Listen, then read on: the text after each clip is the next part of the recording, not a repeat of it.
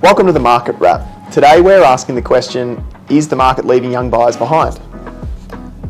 The economy at the moment, the cash rate is at 4.35% and inflation is at 3.8%. More statistics, a variable rate with the banks is around 6.1 and an investment loan is about 6.3. Now, to a lot of buyers, these are just numbers, but we want to talk about a number that is important to young buyers, and it's what's called the HEMS figure. Now, Household expenditure model. what can you tell us about HEMS, Will?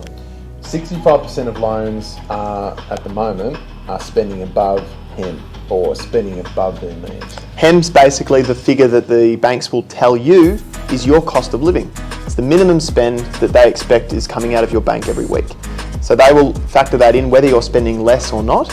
They're going to take a slightly higher figure to make sure that if your living expenses went up, that you're protected. So let's use Gen Z. Gen Z save 14% of their income, but spend up to 53% on non-essentials. So that means that discretionary or luxury spending for HEM is approximately 25% from bank to bank, which can vary. And the HEM curve is based on single versus couple, income and your dependents. Now, I saw a reel the other day from a financial analyst who was pretending that he worked for a bank, and the banks are saying mortgages are more expensive, lending is harder, and yet we're writing more loans than we ever have. Why is that? The answer is the banks are basically handing loans to the wealthier section of society, which means that to a bank, a younger buyer is not necessarily important. So what tips can we give younger buyers to maybe trim their spending so that they're more appealing to the bank? So common sense lending is the key. I mean, we're more homebodies post-COVID than we ever were. We're spending more on desks and we're spending more on renovations and stuff like that.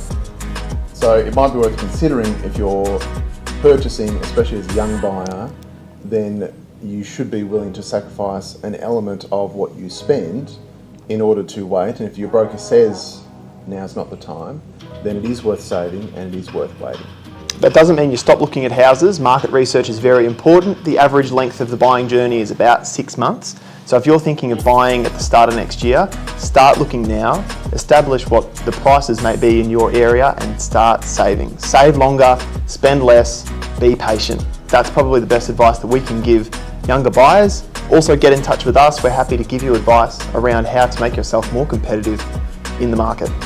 Lastly, just touching on local events. So the Snake ID and Safety on the 14th of September at the Neighbourhood House, and the Nocturnal Spotlight Walk on the 6th of September by Lane Care. So check that out. And a quick shout out to our local Songbird for the coffee. We'll see you next month. Cheers.